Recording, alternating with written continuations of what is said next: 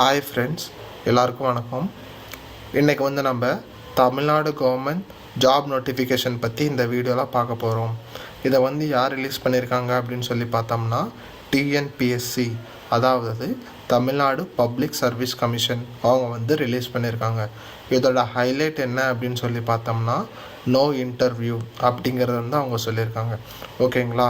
இன்னும் நம்ம சேனலை சப்ஸ்கிரைப் பண்ணலைன்னா சப்ஸ்கிரைப் பண்ணிவிட்டு பார்க்க கண்டினியூ பண்ணுங்கள். ஏன்னா என்னென்ன ஜாப் போஸ்டிங்ஸ் இருக்குது, எப்படி அப்ளை பண்ணலாம், யாரெல்லாம் அப்ளை பண்ணலாம் அப்படிங்கிற எல்லா டீட்டெயில்ஸையும் நாங்கள் அஃபீஷியல் நோட்டிஃபிகேஷனை டிஸ்பிளே பண்ணி உங்களுக்கு எக்ஸ்பிளைன் பண்ண போகிறோம். உங்களுக்கு அஃபீஷியல் நோட்டிஃபிகேஷனுக்கான லிங்க் வேணும்னா நம்ம பிளாக் சைட்டில் அஃபீஷியல் நோட்டிஃபிகேஷன் இருக்கும். அதை கிளிக் பண்ணிங்கன்னா உங்களுக்கு அஃபீஷியல் நோட்டிஃபிகேஷன் ஓப்பன் ஆயிரும். ஓகேங்களா? அதோட லிங்க்கை நாங்கள் டிஸ்கிரிப்ஷன் பாக்ஸில் ப்ரொவைட் பண்ணுறோம். ஓகேங்களா? இப்போ இங்கே பார்த்தோம்னா Tamil Nadu public service commission combined technical service examination நான் இன்டர்வியூ போஸ்ட் அப்படிங்கிறத அவங்க சொல்லியிருக்காங்க. ஸோ ஃபஸ்ட்டு இம்பார்ட்டன்ட் டேட்ஸ் என்னென்ன அப்படின்னு சொல்லி பார்த்துடலாம். ஓகேங்களா? என்றைக்கு ரிலீஸ் பண்ணியிருக்காங்க அப்படின்னு சொல்லி பார்த்தோம்னா 21st of May ரிலீஸ் பண்ணியிருக்காங்க. Last date 25th of June அப்படிங்கிறத சொல்லியிருக்காங்க. ஓகேங்களா? அதுவும் இல்லாமல் உங்களுக்கு என்னென்ன இதுக்கு எக்ஸாம் எப்பப்போ அப்படிங்கிறதையும் அவங்க அனௌன்ஸ்மெண்ட் பண்ணிட்டாங்க. So paper 1 Tamil eligibility test, general studies, aptitude test அப்படிங்கிறத சொல்லியிருக்காங்க. அதுக்கப்புறம் பேப்பர் 2 உங்களோட மேஜர் என்னவோ அந்த மேஜரில் என்னென்ன அப்படிங்கிறத சப்ஜெக்ட் கோடோடு கொடுத்துருக்காங்க. ஸோ நீங்கள் அப்ளை பண்ணும்போது அந்த ப்ராப்பர் சப்ஜெக்ட் கோடை செலக்ட் பண்ணி நீங்கள் அப்ளை பண்ணிக்கணும். ஓகேங்களா? எப்படி அப்ளை பண்ணணும் அப்படின்னு சொல்லி பார்த்தோம்னா இந்த டிஎன்பிஎஸ்சி exams.in இந்த வெப்சைட்டில் போயிட்டு ஃபஸ்ட்டு ஒன் டைம் ரிஜிஸ்ட்ரேஷன் பண்ணணும். ஒன் டைம் ரிஜிஸ்ட்ரேஷன் பண்ணிவிட்டு அதுக்கப்புறமேட்டு இந்த போஸ்டிங்க்கு நீங்கள் அப்ளை பண்ணணும். ஓகேங்களா? அதுக்கப்புறம் என்னென்ன போஸ்டிங் இருக்குது, அது எந்தெந்த டொமைனில் வருது, அதாவது எந்தெந்த மேஜரில் வருது அப்படிங்கிறதையும் எந்த டிபார்ட்மெண்ட்டுக்கு கீழே வருது அப்படிங்கிற எல்லாத்தையுமே இங்கே கொடுத்துருக்காங்க. ஸோ இதை நீங்கள் செக் பண்ணி பாருங்கள். பே ஸ்கேலும் என்ன அப்படின்னு சொல்லியிருக்காங்கன்னா level 20 பே ஸ்கேல் அப்படிங்கிறத சொல்லியிருக்காங்க. ஸோ எல்லா டிபார்ட்மெண்ட், அதாவது civil, industrial safety, electrical, extension அப்படின்ட்டு எல்லா டிபார்ட்மெண்ட்டுக்கும் அவங்க வேகன்சிஸ் ரிலீஸ் பண்ணியிருக்காங்க.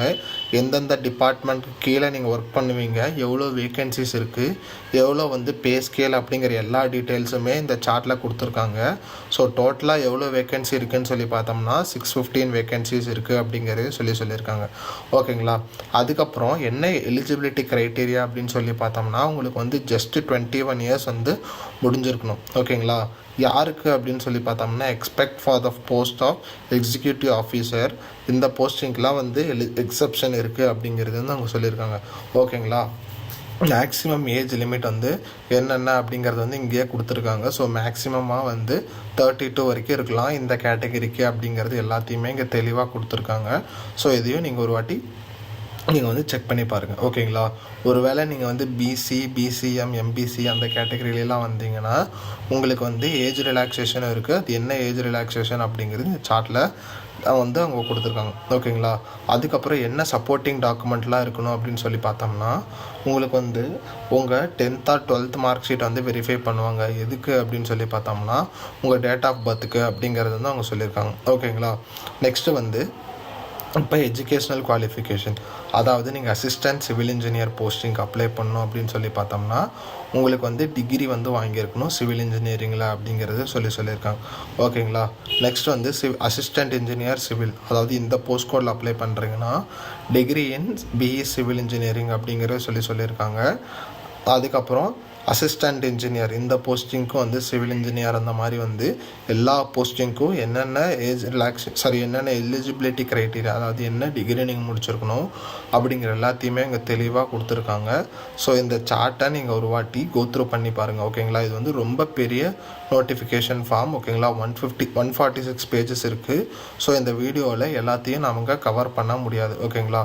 அதுக்கப்புறம் உங்களுக்கு நாலேஜ் இன் தமிழ், அதாவது நீங்கள் தமிழை ஒரு பேப்பராக 10th 12th ஸ்டாண்டர்டில் படிச்சிருக்கணும் அப்படிங்கிறது அவங்க சொல்லியிருக்காங்க.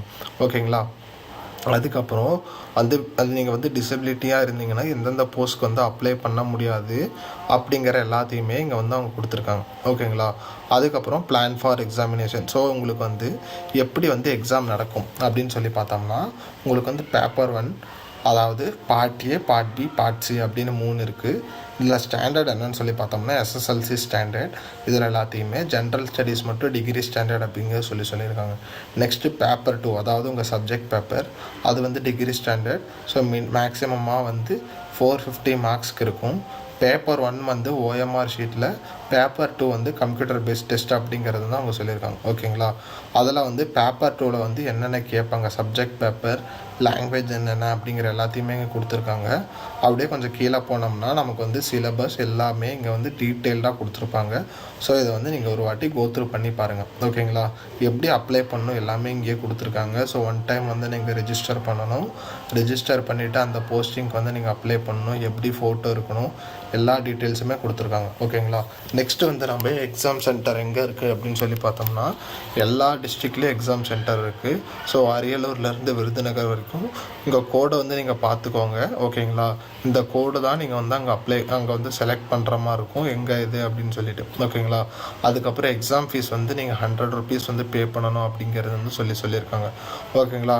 அதுக்கப்புறம் நீங்கள் அப்ளை பண்ணதுக்கப்புறம் ஏதாவது கரெக்ஷன் இருந்ததுன்னா நீங்கள் வந்து என்ன பண்ணலாம் அப்படின்னு சொல்லி பார்த்தோம்னா கரெக்ஷன் விண்டோ ஓப்பன் பண்ணுவாங்க.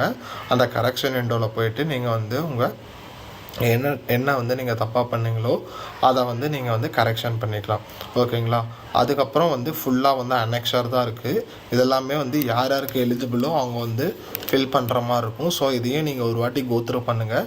இது வந்து ரொம்ப பெரிய டாக்குமெண்ட் அப்படிங்கிறதுனால ஃபுல்லாக வந்து கவர் பண்ண முடியல. ஓகேங்களா? இதோட இந்த வீடியோ வைண்ட் அப் பண்ணிக்கலாம். வேறு ஏதாவது டவுட் இருந்ததுன்னா நீங்கள் கமெண்ட் செக்ஷனில் கமெண்ட் பண்ணுங்கள். நாங்கள் உங்களுக்கு ரிப்ளை பண்ணுறோம். தேங்க்ஸ் ஃபார் வாட்சிங்.